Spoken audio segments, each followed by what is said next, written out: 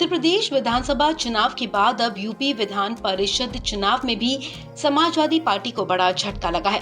UP Vidhan Parishad चुनाव में Deoria Kushinagar seat से समाजवादी पार्टी के चर्चित उम्मीदवार डॉक्टर कफील खान चुनाव हार गए हैं। कफील खान को बीजेपी के प्रत्याशी रतनपाल सिंह ने शिकस्त दी है।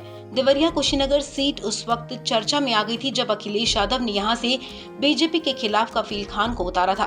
तभी से सबकी निगाहें इस सीट पर बनी हुई थी। इस सीट पर शनिवार को वोटिंग हुई थी। यहां पर 98.11% चुनाव हुआ था। देवरिया कुशीनगर एमएलसी सीट पर कुल 5,513 मतदाता थे, जिनमें से कुशीनगर में 2,727 और देवरिया में 2,786 मतदाता थे। इस सीट पर बड़ी संख्या में वोटिंग हुई थी। सपा प्रत्याशी डॉक्टर कफील खान और बीजेपी उम्मीदवार रतनपाल सिंह के बीच यहां कड़ी टक्कर मानी जा रही थी, लेकिन अब नतीजे सबके सामने आ गए हैं और बीजेपी ने इस सीट पर अपना कब्जा जमा लिया है। डॉक्टर कफील खान को इस सीट पर बीजेपी उम्मीदवार रतनपाल सिंह के हाथों हार का सामना करना पड़ा है। वहीं आपको बता दें कि प्रधानमंत्री नरेंद्र मोदी के गढ़ वाराणसी में बीजेपी को झटका लगा है। यहाँ बीजेपी तीसरे नंबर पर रही है।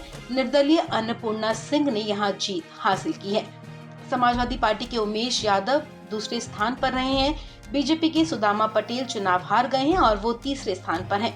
वहीं आजमगढ़ मऊ एमएलसी चुनाव में भी बीजेपी हार गई है। यहाँ बीजेपी के बागी और निर्दलीय प्रत्याशी विक्रांत सिंह रीशु जीत गए हैं। यहाँ बीजेपी ने सपा विधायक रमाकांत यादव के बेटे अरुण कांत पर दांव लगाया था।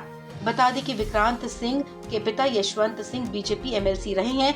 बीजेपी यशवंत सिंह को पहले ही 6 साल के लिए पार्टी से निकाल चुकी है। पश्चिम बंगाल की आसनसोल लोकसभा और बालीगंज विधानसभा सीट पर मंगलवार को उपचुनाव हो रहे हैं। इसके साथ ही बिहार के बोचहा विधानसभा और महाराष्ट्र के कोल्हापुर नॉर्थ विधानसभा सीट पर भी वोटिंग डाले जा रहे हैं। उपचुनाव के नतीजे 16 अप्रैल को निकलेंगे। इसी बीच आसनसोल लोकसभा सीट पर जारी उपचुनाव के दौरान हिंसा की खबरें आई। आसनसोल लोकसभा सीट से बीजेपी उम्मीदवार अग्निमित्रा पॉल की गाड़ी पर 12 बनी इलाके में पथराव किया गया। इसमें उनकी गाड़ी के शीशे टूट गए। इस दौरान अग्निमित्रा पॉल के सुरक्षा कर्मियों और हंगामा करने वाले लोगों में झड़प हो गई। कई हमलावर लाठी डंडे से लैस होकर नारेबाजी कर रहे थे। इस हमले के बाद अग्निमित्रा पॉल ने आरोप लगाया कि बंगाल पुलिस की मौजूदगी में उन पर हमला किया गया।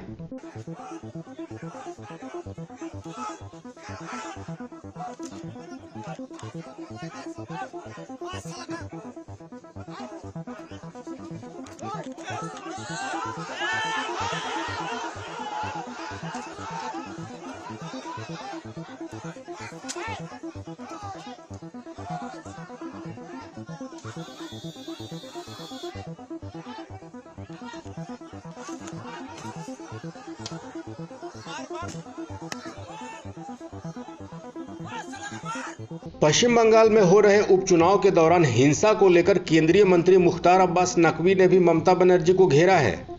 उन्होंने आरोप लगाया है कि पश्चिम बंगाल अपराध और अपराधियों का अड्डा बन चुका है। वहां पर खुलेआम तांडव हो रहा है। दूसरी तरफ आसनसोल के पूर्व सांसद और बालीगंज विधानसभा सीट से टीएमसी प्रत्याशी बाबुल सुप्रियो ने केंद्र सरकार पर गंभीर आरोप लगाए हैं। बाबुल सुप्रियो ने कहा है कि सेंट्रल फोर्स का रवैया सही नहीं है। उन्हें बूथ के अंदर नहीं जाने दिया गया। पश्चिम बंगाल में हो रहे उपचुनाव में केंद्रीय बल मनमानी कर रहे हैं। दरअसल पश्चिम बंगाल में आसनसोल लोकसभा और बालीगंज विधानसभा सीट पर वोटिंग हो रही है। आसनसोल लोकसभा सीट से टीएमसी ने शत्रुघ्न सिन्हा को कैंडिडेट बनाया है। उनका मुकाबला बीजेपी की अग्निमित्रा पॉल से है, जबकि बालीगंज विधानसभा सीट से टीएमसी की टिकट पर बाबुल सुप्रियो मैदान में है। इसके पहले पिछले साल हुए पश्चिम बंगाल उपचुनाव में भी हिंसा की खबरें आई थी। पश्चिम बंगाल विधानसभा चुनाव के चौथे चरण में शीतलकुची में केंद्रीय बलों की फायरिंग में 4 लोगों की मौत हो गई थी। इसको लेकर बंगाल से दिल्ली तक हंगामा हुआ था। खरगोन में चला बुलडोजर, जिहादी सोच पर बड़ा एक्शन। हिंसा को लेकर शुरू हुई सियासत, वार पलटवार का दौर भी गरमाया। मध्य प्रदेश के खरगोन में हिंसा को लेकर अब सियासत शुरू हो गई है। एआईएमआईएम चीफ असदुद्दीन ओवैसी ने खरगोन हिंसा को लेकर मध्य प्रदेश के मुख्यमंत्री शिवराज सिंह चौहान पर निशाना साधा है। ओवैसी ने आरोप लगाया कि भीड़ ने जिन जगहों पर हिंसा की, वहां की पुलिस ने इन लोगों को पूरा सपोर्ट दिया है। ओवैसी ने अपने बयान में कहा कि शिवराज सिंह चौहान को भूलना नहीं चाहिए कि वो एक संवैधानिक पद पर बैठे हैं। प्रदेश की जनता के जान माल की रक्षा करना उनकी जिम्मेदारी है। सत्ता के नशे में चूर होकर वो गरीबों के आशियाने उजाड़ रहे हैं। मध्य प्रदेश में कानून पर भीड़ तंत्र हावी है। शिवराज सिंह की मस्जिदों को नापाक करने और बुजुर्गों पर हमले करने की विचारधारा सही नहीं है। वो ना भूलें कि आज उनकी सरकार है, कल नहीं रहेगी। वहीं एमपी के पूर्व सीएम दिग्विजय सिंह ने भी हिंसा के लिए बीजेपी नेता कपिल मिश्रा को जिम्मेदार ठहराया।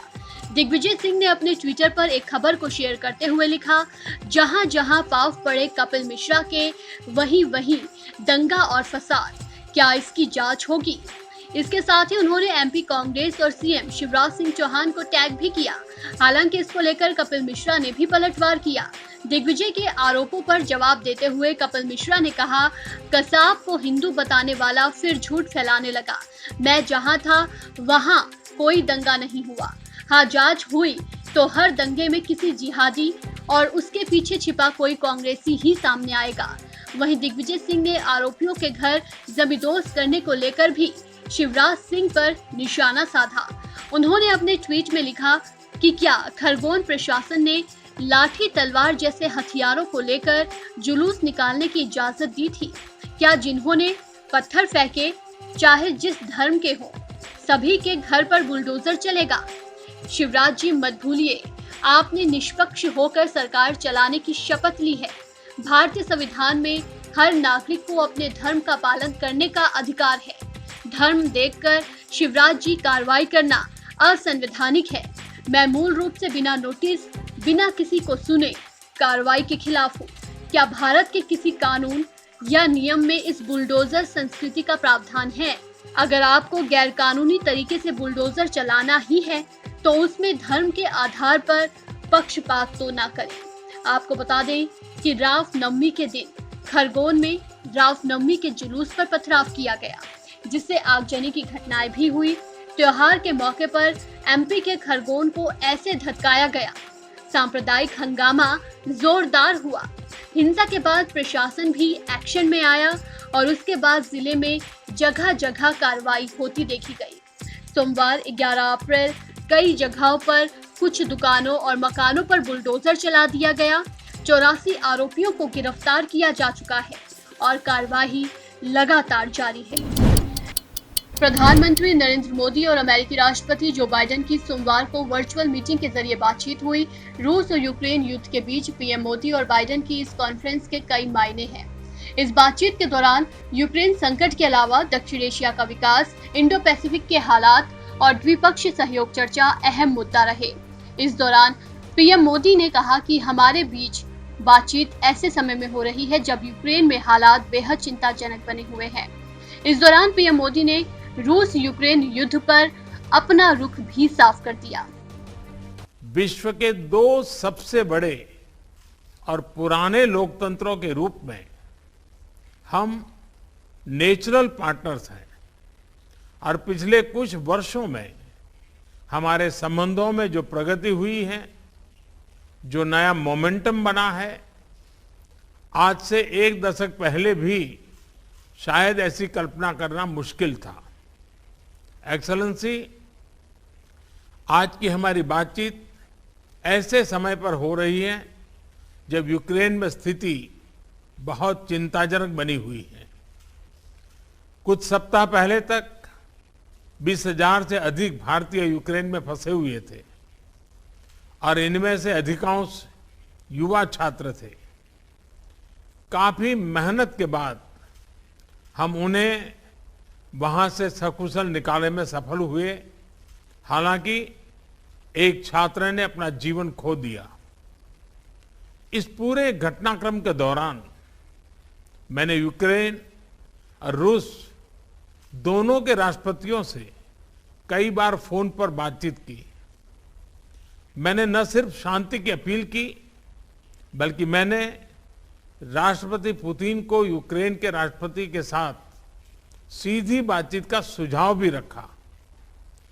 हमारी संसद में भी यूक्रेन के विषय पर बहुत विचार विस्तार से चर्चा हुई। हाल में बूचा शहर में निर्दोष नागरिकों की हत्याओं की खबर बहुत ही चिंताजनक थी। हमने इसकी तुरंत निंदा की और एक निष्पक्ष जांच की मांग भी की है। हम आशा करते हैं कि रूस और यूक्रेन के बीच चल रही बातचीत से शांति का मार्ग निकलेगा। एक्सेलेंसी, हमने यूक्रेन में सिविलियन जनता की सुरक्षा और उनको मानवीय सहायता की निर्बाध आपूर्ति पर भी महत्व दिया है और जिसका अभी आपने प्रारंभ में जिक्र भी किया। हमने अपनी तरफ से दवाइयां व अन्य राहत सामग्री यूक्रेन और उनके पड़ोसी देशों को भेजी है और यूक्रेन की मांग पर हम शीघ्र ही दवाइयों का एक और कंसाइनमेंट भेज रहे हैं। पीएम मोदी ने बूचा शहर में निर्दोष नागरिकों की हत्याओं की खबर पर दुख जताया।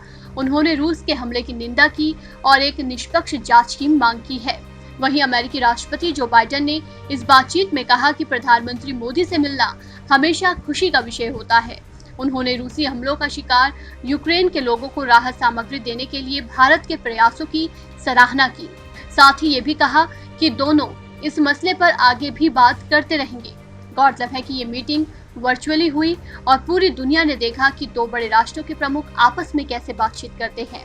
बता दें कि पीएम मोदी और राष्ट्रपति बाइडेन के बीच ये वर्चुअली बैठक ऐसे वक्त पर हुई जब यूक्रेन में युद्ध के बीच भारत रूस से तेल खरीद रहा है और अमेरिका इस कदम से खुश नहीं है।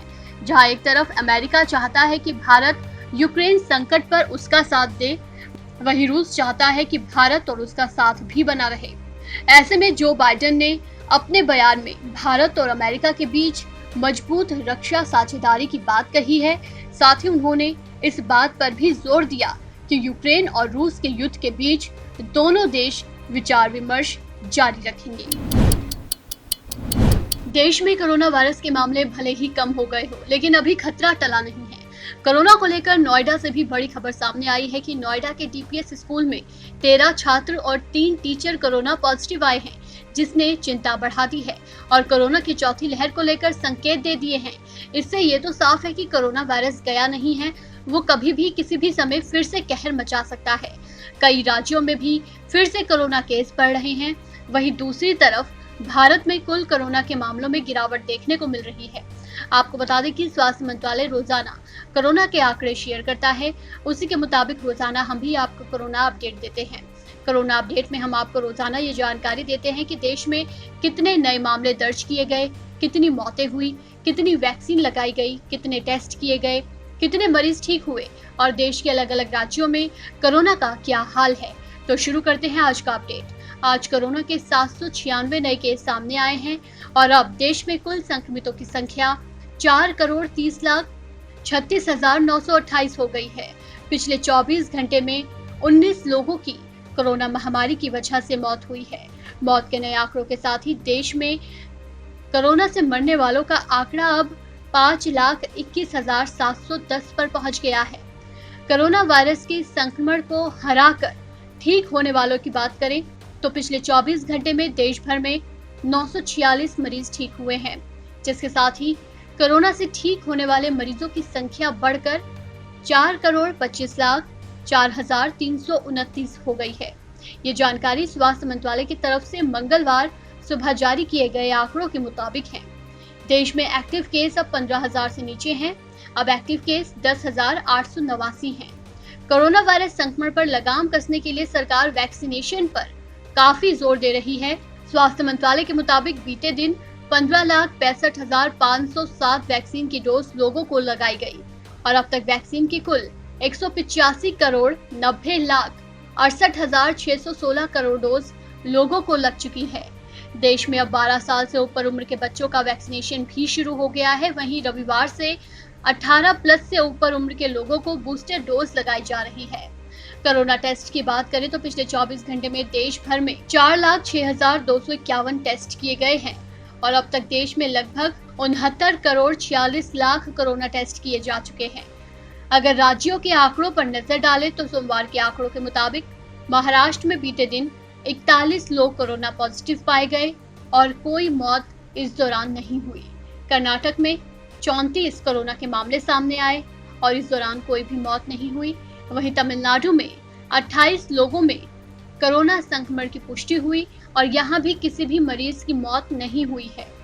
दिल्ली में रविवार को 141 कोरोना के नए मामले सामने आए और एक की मौत हुई। गौरतलब है कि कोरोना के मामले भले ही कम आ रहे हों, लेकिन स्वास्थ्य मंत्रालय की डराने वाली रिपोर्ट भी सामने आई है। पिछले 5 दिनों में कोरोना संक्रमण दर 0.21% से बढ़कर 0.32% पर पहुंच चुकी है। ऐसे में ये कोरोना केसेस के बढ़ने के संकेत हैं और कोरोना से सावधान रहने की सख्त हिदायत है। इन आंकड़ों को देखने के बाद कहा जा सकता है कि महामारी के खिलाफ अभी भी अपनी लड़ाई जारी रखें। इस खबर में फिलहाल इतना ही। तमाम अपडेट्स के लिए बने रहिए वन इंडिया के साथ।